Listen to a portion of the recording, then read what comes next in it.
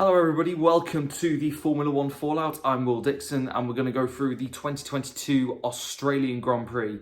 The first time I've had to get up early for a race in quite a long time, and I really felt it this morning, but certainly worth getting up very early for. I thought it was a great race, action-packed all throughout the field.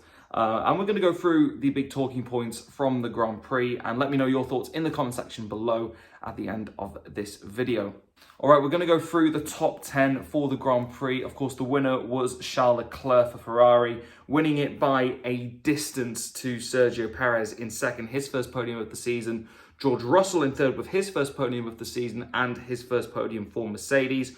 Lewis Hamilton came back fourth. Lando Norris and Daniel Ricciardo, a really strong showing for McLaren in fifth and sixth. Esteban Ocon in seventh for Alpine. Valtteri Bottas 8th for Alfa Romeo, Pierre Gasly in 9th for AlphaTauri, and Alex Albon with a point in Williams. What a hero's drive for him. We're going to talk about that more later in this video, but there's nowhere else where we can really start other than Ferrari and Charles Leclerc, who looks absolutely on fire right now. It was a dominant display from him. Pole, fastest lap, led every lap and the win. The first Ferrari Grand Slam since Fernando Alonso in 2010. And he just looks to be in a class of his own at the minute. He has had such a strong start to the season, and the way he's adjusted to being a front running really for the first time in his career, I think is showing a really impressive side to Charles Leclerc. He looks so composed at the minute. And as for Ferrari, it might not be the fastest car out of themselves and the Red Bull on out-and-out pace. However, of the two, I think what we're seeing so far this season is that it is the easier car to understand, it's the easier car to set up, and it's the easier car to get the most performance out of. Red Bull seem to be struggling with getting the most out of that car in these early stages, and Ferrari are benefiting from it enormously. However, on the other side of the Ferrari garage, it was a horrible weekend for Carlos Sainz. Really, luck didn't go his way at any point during the whole weekend. In Q3, the red flag took away his first run. He couldn't complete that before a starter issue wrecked his second. He had to warm up the tyres in a less than ideal way, according to himself, and it left him ninth on the grid, only for a steering wheel issue before the start of the race hampered his start before he spun out trying to overtake a Haas.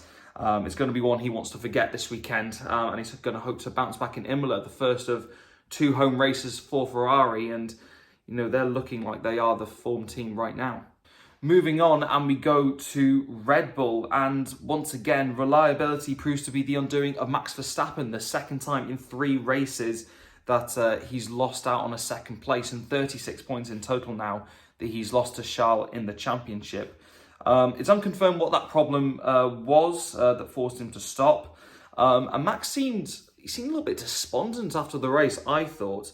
Not necessarily frustrated, because he was still kind of laughing and joking and smiling afterwards, but he hasn't seemed happy with the car all weekend, alluding to what I was saying earlier, that Red Bull seems very hard to get in that sweet spot to understand where they can extract the most performance out of it. And of the two of them, I actually think Sergio Pérez is adapting much better to the new car, or at least his driving style, you know, being a bit more adaptable. We know he's kind on tyres and he can adapt to a race situation very well. He seems to be able to get the most out of that car, and the results on track are proving it. A really strong showing in second place for him. But Red Bull need to get back on top of their reliability and how to understand their car before Ferrari streak away into the distance. But yeah, disappointing weekend for Verstappen. All right, next up, Mercedes are certainly making the most of their opportunities, aren't they? According to themselves, Mercedes believe they have the 5th fastest car right now, and they believe they were behind McLaren and Alpine in terms of out-and-out pace. So coming away with 3rd and 4th for them is another great result to follow on from the one in Bahrain, not necessarily in Saudi. Of course, they benefited from Max and Carlos both retiring, but that's what you got to do in this sport. You know, misfortune's part of it. Luck goes your way. It doesn't go your way. Mercedes know that more than any team. And George Russell getting a podium, his first podium for Mercedes, a huge result for him. And beating Lewis is slightly fortunate with the timing of the early safety car. But George Russell leaves him second in the World Championship, and he's showing a lot of good consistency in the early stages of his Mercedes career. And Mercedes are also second in the Constructors' Championship ahead of Red Bull. So whilst, again, they are struggling a lot with that car, they're certainly making the most out of the opportunities that are being presented to them and scoring pretty much the maximum points on offer for them. They had a big turnaround from practice as well. They looked really far off the pace in the first couple of sessions on Friday, and there were a lot of doubts that they'd reach Q3 on Saturday. However, for Mercedes, it does look as though they are finding ways around their problems as it currently stands. And right now, that's keeping them within arm's reach of Ferrari.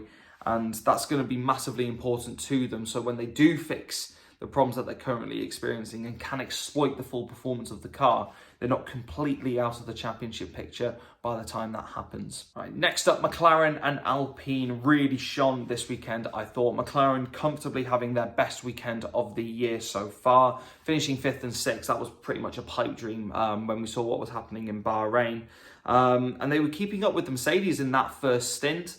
They were unable to make the inroad, partly due to that DRS train. It was Lewis and George, and then it was Lando and Danny Rick. They were all pretty much line astern and all kind of following in each other's DRS. And when that happens, it's very hard to make any progress at all.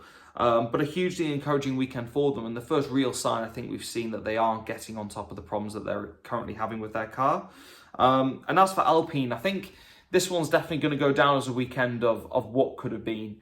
In Q3, Fernando's hydraulics failed on him when, at the time, it looked as though he could actually go for the fastest time. I don't necessarily think he would have taken pole position, but looking at how quick he was, it wouldn't have surprised me if he took 2nd or 3rd, really. But both he and his teammate Esteban Ocon showed very good pace, but with them both out of position and stuck in DRS trains in a really tight midfield battle, they couldn't really make the inroads that they wanted to. And then when Alonso strapped on the medium tyres towards the end of the race, they really fell away with graining. And he finished at 17th after pit stopping again. All this is hypothetical at the minute, but I think had the problem not happened in Q3, a podium certainly could have been on the cards for Fernando Alonso, especially when you consider what happened to Max. But Alpine should be incredibly encouraged by what they've seen in Australia if they can mix it with the Mercedes and with the McLarens. And the final one I really wanted to talk about today, and this was my favourite result of the day, was Alex Albon getting 10th in a Williams, his 3rd race for them, and a really impressive showing from them. Started right at the back, and it was a pretty ballsy strategy from Williams to pit on the very last lap, their last chance they had to pit. And it secured him a golden precious point for him, and it moves them off the bottom of the Constructors' Championship. It's only Aston Martin now that haven't scored any points, and they had a pretty horrible weekend in Australia. But the amazing thing was with Alex Albon is he actually had the pace pretty much all weekend. When he found himself in 7th behind the two McLarens, he was pretty much matching them, despite the fact that he was on those tyres right from the very start. And being on that pace ensured that he was able to pull that gap to Guan Yu Zhou in 11th. But yeah, brilliant drive from Alex Albon, a really morale-boosting performance, I think, for him and for Williams. And yeah, hopefully we'll see more of the same in other races this year. Just quickly going to run down the rest of the teams here. Haas had a really disappointing weekend. They just didn't seem to have the pace. Although Mick Schumacher beating Kevin Magnussen for the first time this year, I think will do him the world of confidence. It's been a bit of a tricky start for Mick, so yeah, I think that's going to be a pleasing result for him. Alfa Romeo and AlphaTauri, both of them kind of got quite tangled up in that midfield battle. A lot of overtaking, a lot of DRS trains and struggling to pass. However, Valtteri Bottas came through for 8th place, a really strong performance from him yet again. I think we really are seeing him shine in that Alfa Romeo. And Pierre Gasly in 9th as well. Same thing goes for him with AlphaTauri. Yuki Tsunoda, though, really struggled in this race. I think he finished about 13th on the road or something. And yeah, not a great weekend for him. And then finally, Aston Martin, pretty horrible weekend. They're going to want to forget pretty quickly. Everything pretty much went wrong from start to finish. Sebastian Vettel in the end crashing out of the race. But yeah, hopefully more to come from Aston Martin later in the year. All right, that's been the F1 Fallout. Let me know what you thought of the Australian Grand Prix in the comments below. Make sure to like this video, and if you could subscribe to the YouTube channel as well, I'll be really pleased if you did. Thank you so much for watching, and I will see you next time. Bye-bye.